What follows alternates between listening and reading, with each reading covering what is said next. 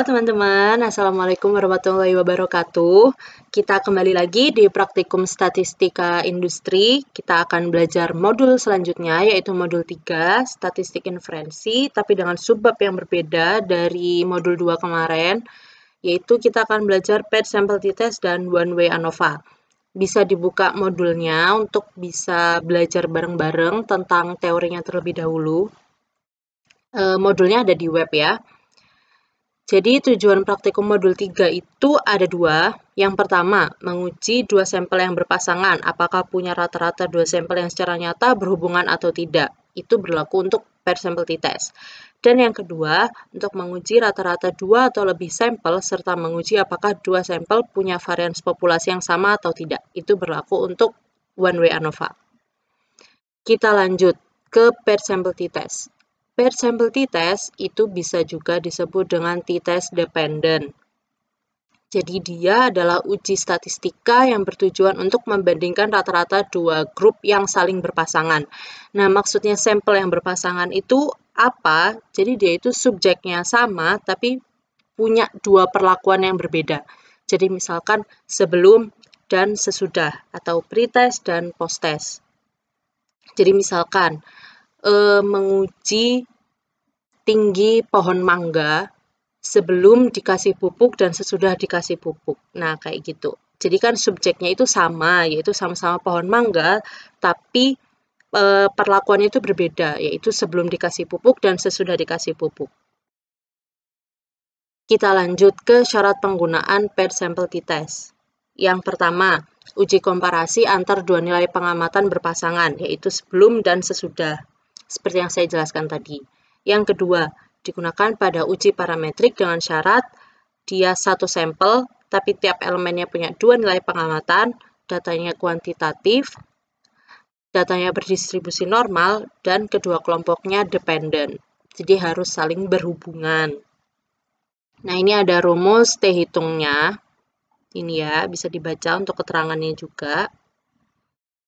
Lalu kita lanjut ke ANOVA. ANOVA atau Analysis of Variance, berarti menganalisis varians dari suatu sampel. Jadi dia itu adalah uji hipotesis pada statistik parametrik untuk melakukan pengujian terhadap interaksi antara dua faktor dalam suatu percobaan dengan membandingkan rata-rata yang lebih dari dua sampel. Nah, asumsi datanya itu harus masing-masing kelompok itu sampel random dari populasinya normal. Dan di dalam populasi, variansnya itu harus sama atau homogen. Dan sampelnya tidak berhubungan satu sama lain. Jadi beda dengan paired sample tadi, kalau paired sample itu harus dependent atau berhubungan, kalau yang ANOVA dia tidak boleh berhubungan. ANOVA itu terdiri dari dua jenis, ada one way sama two ways ANOVA. Nah, kalau uji ANOVA satu arah atau one way, itu untuk mengetahui apakah terdapat perbedaan rata-rata antara lebih dari dua grup sampel, tapi berlangsung satu arah aja. Nah, satu arah itu maksudnya apa?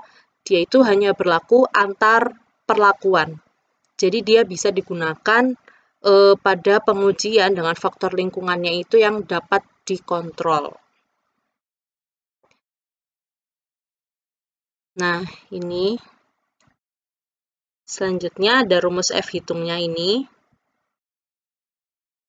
Nah, yang kedua ada two ways ANOVA. Bedanya sama one way itu apa? Kalau two ways berarti dia berlangsung dua arah.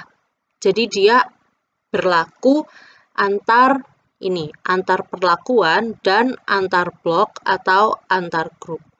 Dia bisa digunakan pada pengujian yang faktor-faktor lingkungannya itu sulit dikontrol, misalnya pada percobaan di lapangan.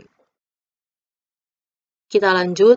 Nah, ini bisa kelihatan perbedaan jelas dari one way ANOVA dan two ways ANOVA itu dari kategori sampel yang dipakai. Jadi kalau one way ANOVA itu cuma berlangsung satu arah antar perlakuan, berarti dia terdiri atas satu kategori.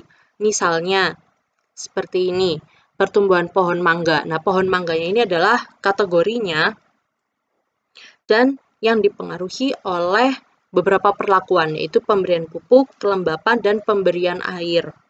Jadi, cuma ada satu kategori, yaitu pohon mangga, dan dipengaruhi oleh beberapa perlakuan. Jadi ini diuji antar perlakuannya.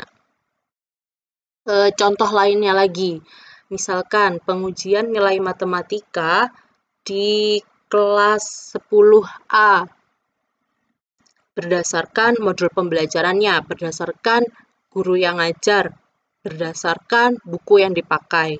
Nah, berarti kan satu kategori yaitu pengujian nilai matematika itu di satu kelas, tapi dipengaruhi oleh beberapa perlakuan. Selanjutnya ada two ways ANOVA. Nah, karena two ways berarti dia berlangsung dua arah. Contohnya, misalkan pengamatan pertumbuhan pohon mangga, tapi yang subur dengan yang kurang subur. Berarti kan ada dua kategori, ada lebih dari satu kategori, dan dipengaruhi oleh beberapa perlakuan, misalkan pemberian pupuk, kelembapan, dan pemberian air, kayak gitu. Contohnya lagi, pengambilan nilai matematika di kelas 10A tadi, tapi dikategorikan lagi berdasarkan nilai anak laki-laki dan nilai anak perempuan. Jadi ada lebih dari satu kategori. Tapi perlakuannya ada bermacam-macam juga, misalkan ada berdasarkan gurunya tadi, berdasarkan modul pembelajarannya, dan berdasarkan metodenya misalkan. Kayak gitu. Nah, paired sample t-test dan one-way ANOVA itu digunakan untuk jenis data yang berbeda. Karena tadi syarat-syaratnya atau asumsinya itu kan berbeda. Dan bisa kita lihat juga dari contohnya, kalau misalkan contoh yang paired sample itu, dia sebelum dan sesudah. Berarti kan satu sampel tapi dengan dua perlakuan yang berbeda. Nah, kalau misalkan yang di ANOVA, itu kan dia ada 3 perlakuan misalkan. Tapi dengan sampelnya itu sama-sama pohon mangga dan dilaksanakan bersamaan, tapi dikasih perlakuan yang berbeda. Nah, kalau paired sample itu untuk melihat ada pengaruhnya nggak sih sebelum dan sesudah dikasih perlakuan tertentu. Nah, kalau di one way ANOVA itu untuk melihat mana sih yang paling berbeda, yang paling unggul misalkan caranya yang digunakan, apakah ada perbedaan atau tidak, seperti itu.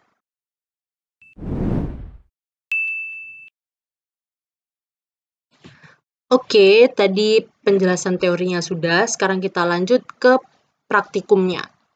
Ini adalah soal praktikumnya, bisa dilihat di modul juga. Yang pertama adalah uji paired sample t-test. Jadi sebuah gym memiliki 20 anggota dengan kategori overweight. Jadi untuk menangani kasus itu, gymnya itu menerapkan diet dan olahraga ketat selama 3 bulan. Nah, ini datanya. Jadi ada 20 anggota. Ini adalah berat badan awal atau sebelum dilakukan diet, dan ini adalah berat badan setelah dilakukan diet. Jadi sampelnya itu adalah 20 anggotanya dengan perlakuannya sebelum dan sesudah dilakukan diet. Oke. Nah, yang ditanyakan itu apa? Ini, apakah ada perbedaan rata-rata berat badan awal dengan berat badan setelah diet?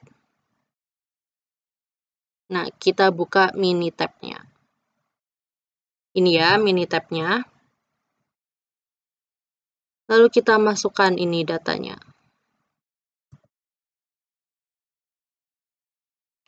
Setelah itu kita tulis, biar nggak bingung. Ini berat badan awal, dan ini berat badan diet. Nah, ini adalah nama kolomnya. Sudah kita masukkan. Setelah itu kita klik stat. Setelah stat, basic statistik. Setelah basic statistik, kita pilih paired t. Jadi stat, basic statistik, paired t. Nah, ini tetap each sample is in a column. Sampel 1 yang kita masukkan berat badan sebelum, dan sampel 2 kita masukkan berat badan setelah.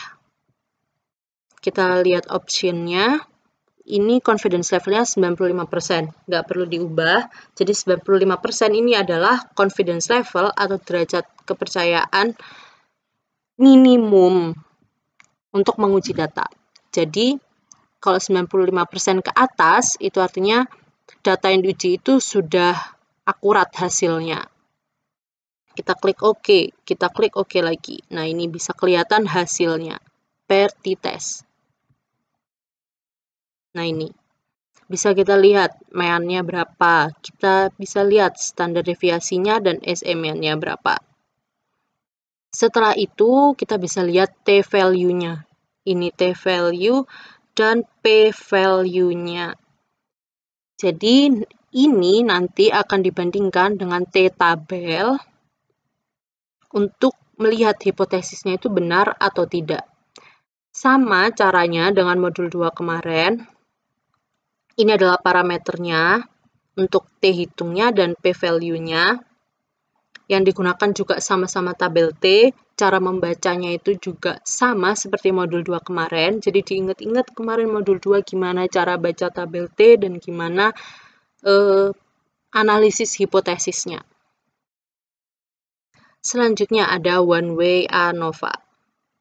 Seorang mahasiswa akan meneliti tingkat penjualan di PT Sukajajan berdasarkan kelompok sampel mesinnya. Ada mesin A, B, dan C.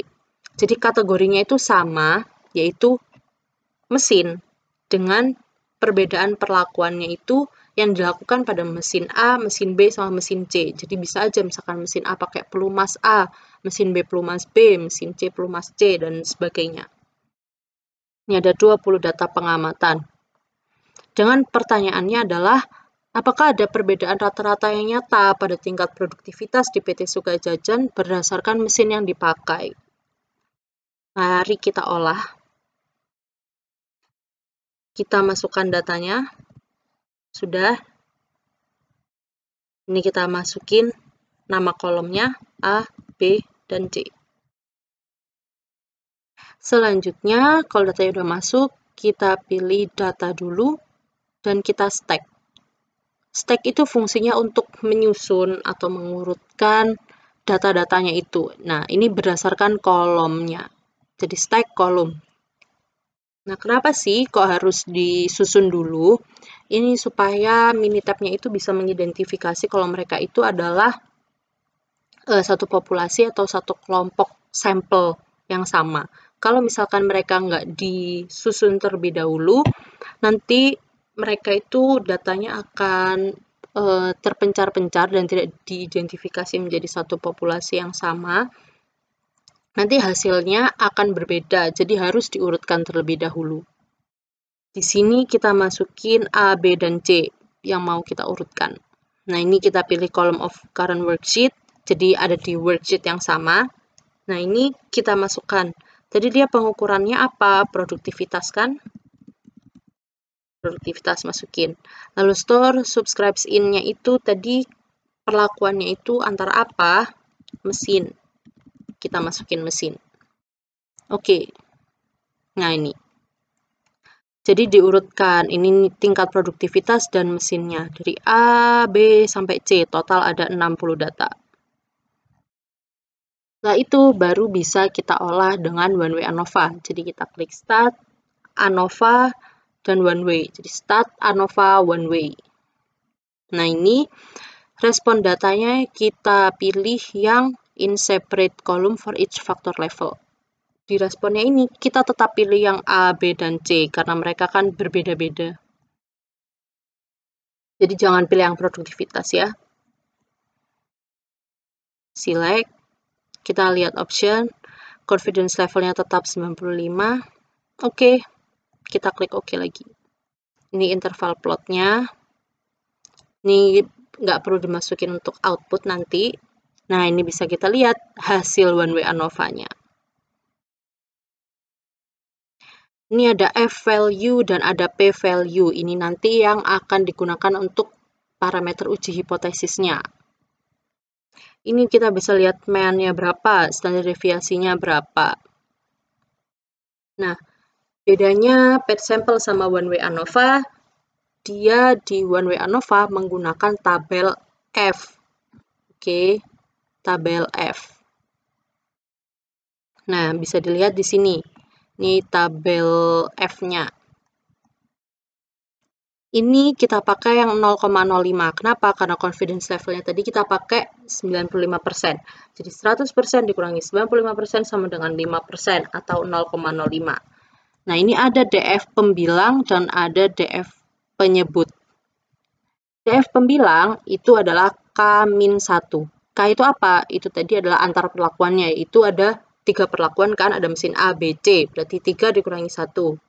Dan DF penyebut adalah N dikurangi K. N itu apa? N itu adalah total dari semua datanya. Kan tadi ada 60, berarti 60 dikurangi K-nya 3, 57. Bisa juga dilihat di sini. Ini DF pembilangnya ada 2, dan DF penyebutnya 57. Jadi sama kan? Terus kita lihat, ini adalah DF pembilang, yang atas ini DF pembilang. Ini ada 2 kan, DF pembilangnya, dan DF penyebutnya berapa tadi? 57. Berarti kita urutin ke bawah. Nah, ini hasilnya. DF pembilangnya 2, DF penyebutnya 57. Jadi ada 3,16 adalah F tabelnya. Ini dia. Oke. Nah, untuk parameternya seperti apa? Kayak gini. Nah, ini F hitung kurang dari F tabel dan selanjutnya. Ini untuk analisis hipotesisnya kalian nanti. Apakah H0-nya diterima atau H0-nya itu ditolak. Seperti itu. Oke. Sekian dulu penjelasan dari saya. Kurang lebihnya mohon maaf. Wassalamualaikum warahmatullahi wabarakatuh. Sampai ketemu lagi di hari Rabu.